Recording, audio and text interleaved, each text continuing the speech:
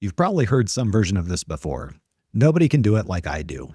Or maybe it sounds like it's faster if I just handle it myself. Or the classic, my clients expect me, not some assistant. I get it. I said all of those things. And every single one of them was keeping me trapped in a business that couldn't function without me working every waking hour. Hey friends, welcome to the Thrive Advisor podcast, where we help tax advisory firm owners build practices that are sustainable and profitable. I'm your host, Aaron Siegel. Today, we're tackling one of the most dangerous mindsets in our industry, the belief that you and only you can possibly handle all of the work. It sounds like dedication, it feels like quality control, but really, it's a prison you're building brick by brick and you're locking yourself inside. By the end of this episode, you'll have a framework for identifying what only you can do, a clear path to document and delegate everything else, and permission to stop being the bottleneck in your own business. Let's get into it.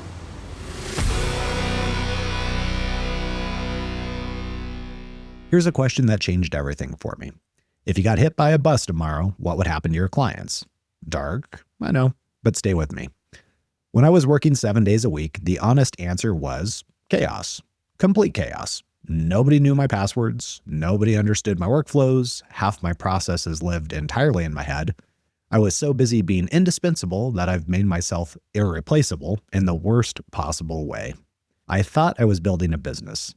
I was actually just building a really stressful job with no boss to blame but myself. I remember one specific Thursday evening. I was supposed to go to my daughter's basketball game, and instead I was in my office manually chasing documents from a client who'd been almost done for 2 weeks. I was typing out the same reminder email I'd typed 100 times before, and it hit me. I built this. I created a system where nothing moves without my hands on it. That's when I realized the difference between owning a practice and being owned by one. The turning point came when I realized something uncomfortable. My need to be the one doing everything wasn't about quality. It was about ego, and maybe a little bit about control. And if I'm being completely honest, a lot about not trusting that anything could work without my hands on it. But here's the math that broke my brain. If you're doing $20 an hour bookkeeping work when you could be doing $300 an hour advisory work, you're not being dedicated. You're losing $280 an hour. Every single hour you spend in the weeds on tasks someone else could handle, you're paying an invisible tax on your own potential. So let me introduce you to a simple filter I call the only I test. For every task in your practice, ask yourself, does this truly require my expertise, my relationships, or my judgment? Or could someone with proper training and documentation handle this? Here's what typically passes the only I test. Complex tax strategy conversations where you're making judgment calls. High-stakes client meetings where the relationship is the product. Final review of returns before they go out the door. Business development and relationship building. Setting the vision and standards for your firm. Here's what almost never passes the test, even though we convince ourselves it does. Data entry, bookkeeping, scheduling, client intake paperwork, document collection and follow-up, routine emails, portal setup, basic return preparation for straightforward situations. And I know, you're thinking, but Aaron, my clients expect me to handle their books. They chose me specifically. And maybe some did. But I'd bet most of them chose you for your expertise, your judgment, and your ability to help them make better decisions. They didn't choose you because you're really good at categorizing credit card transactions. So here's a test I run with advisors in the collective. I ask them, if you told your best client that you were bringing on a bookkeeper to handle the day-to-day categorization so you could spend more time on proactive planning for their business, would they fire you? The answer is almost always no. In fact, most clients would be thrilled. They want you thinking about their tax strategy, not their office supplies category. The only I delusion often comes from a place of fear. Fear that we're not valuable enough if we're not doing all the work. Fear that clients will see through us if they realize their returns aren't being prepared by our hands alone. Fear that we'll lose control. But here's the reality. The most successful advisors I know do the least amount of low-level work. They've built teams and systems that handle the execution, freeing them to do what actually matters. Think, advise, and build relationships. And here's where most people fail. They agree in theory that they should delegate.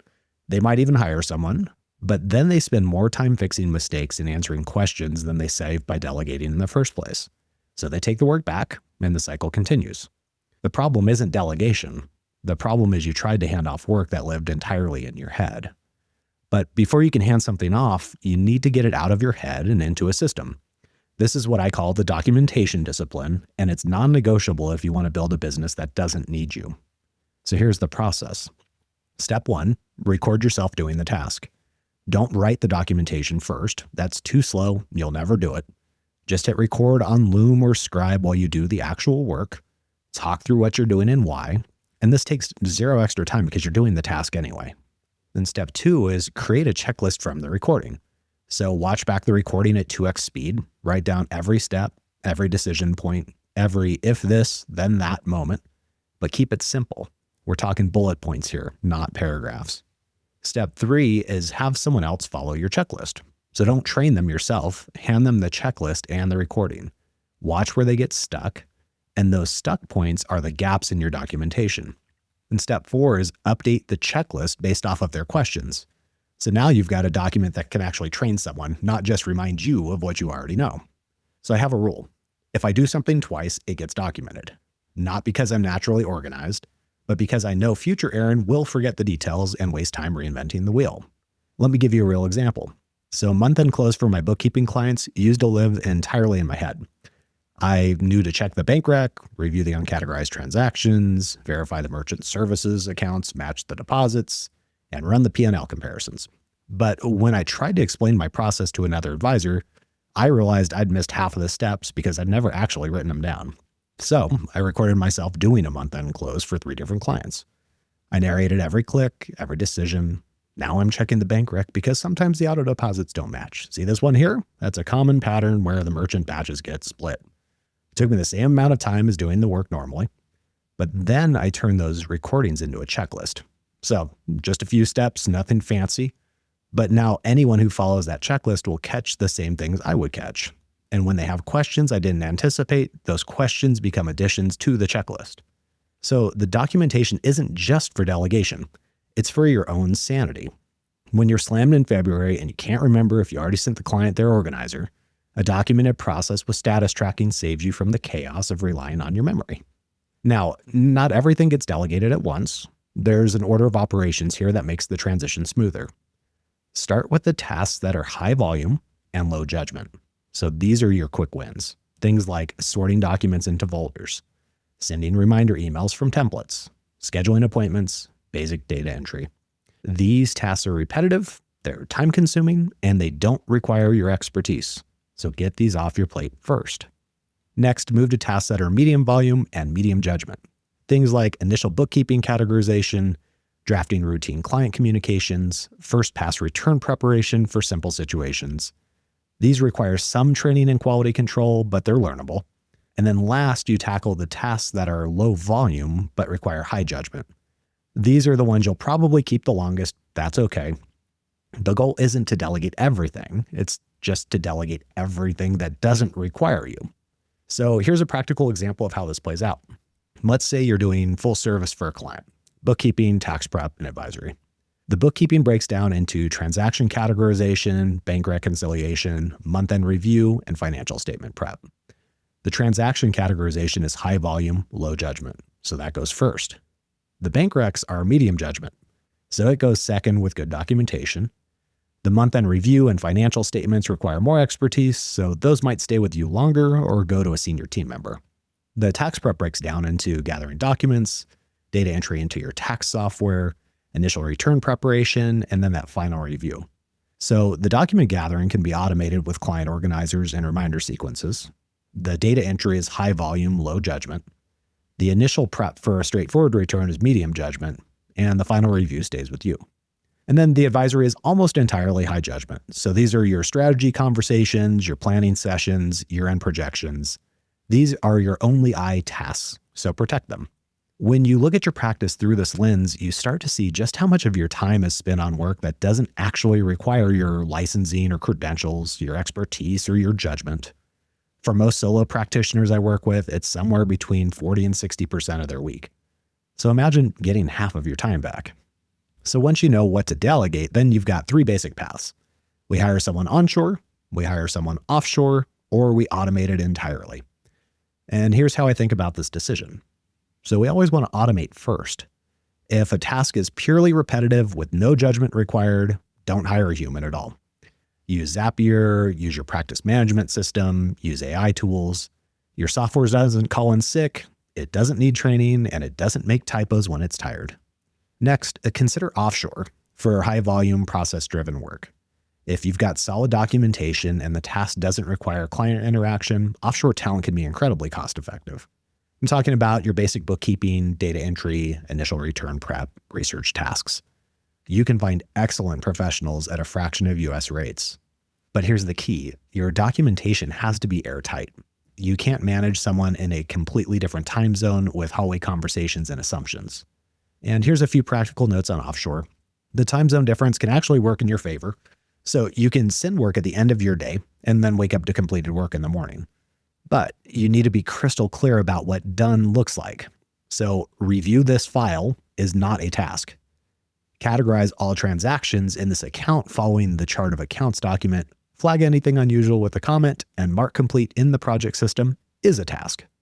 So start small if you're nervous. Many offshore providers offer trial periods or hourly arrangements before you commit to a full-time hire.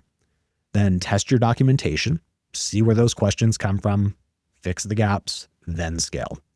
Next, use Onshore for client-facing work and complex judgment calls. So when you need someone who can hop on a call with a client, answer nuanced questions, or make decisions in real time, Onshore is usually the better choice. The cost is definitely higher, but so is the bandwidth for ambiguity. Here's a real example from my practice. Client document collection used to eat hours of my week. Now it's automated. So when a status changes in my system, the client gets an automatic email with exactly what I need. The reminders go out at intervals I've set. Progress shows in a dashboard, and I don't touch it unless something breaks. Bookkeeping categorization, that goes to a trained team member who follows my documented chart of accounts and escalates questions. I do a final review, but I am not in the weeds on every transaction. And then complex tax planning conversations, those stay with me. That's my highest and best use. Here's what I want you to hear. Really hear, because I think a lot of us need to be told this directly. You are allowed to stop doing work that doesn't require you. You are allowed to have someone else send the reminder emails. You are allowed to have someone else categorize the transactions, and you are allowed to have someone else prepare the first draft of a straightforward tax return. This does not make you lazy. It doesn't mean you don't care about the quality. It doesn't mean you're abandoning your clients. It means you understand something that most solo practitioners never figure out. Your value isn't in the tasks you complete. It's in the judgment, relationships, and expertise you bring. And the more you protect your time for that high-value work, the better you can serve your clients. I talk to advisors all the time who feel guilty about the idea of not doing everything themselves. They worry that they're somehow cheating, that they're not earning their fees if every minute isn't spent in the work. But think about it from the client's perspective. Would you rather have an advisor who's exhausted from doing data entry all day, or one who's fresh, focused, and actually thinking about your business? When I stopped doing my own bookkeeping, I was terrified. What if there were mistakes? What if the clients notice? What if it's just not as good? And you know what actually happened? My clients got faster responses to their real questions because I wasn't buried in categorization. They got more proactive planning because I had the mental space to think ahead. They got a calmer, more present advisor because I wasn't running on fumes. The irony is that trying to do everything yourself often delivers worse outcomes than trusting a system with proper oversight. I also want to address something that doesn't get talked about enough, the martyr complex. Some of us wear our overwork as a badge of honor. I work 80 hours a week. I personally handle every client. I never take vacations. We say these things like they're accomplishments, but they're not. They're symptoms of a broken system. Your clients don't benefit from you being exhausted. Your family doesn't benefit from you being absent, and you certainly don't benefit from building something that will collapse the moment you step away. So let's get practical. Here's your action plan for the next 30 days. Week 1, we're going to do a time audit. So for 5 business days, just track every task you do, not in detail, just broad categories. So client meetings, email, bookkeeping, return prep, admin, document collection. At the end of the week, tally up the hours and what percentage of your time is spent on work that only you can do. Week 2, we're going to pick our first handoff. So choose one task that's high volume and low judgment. The one that annoys you the most is usually a good candidate. Record yourself doing it. Create that checklist. We're not hiring anyone yet. We're just documenting. Then week 3, we're going to identify our path.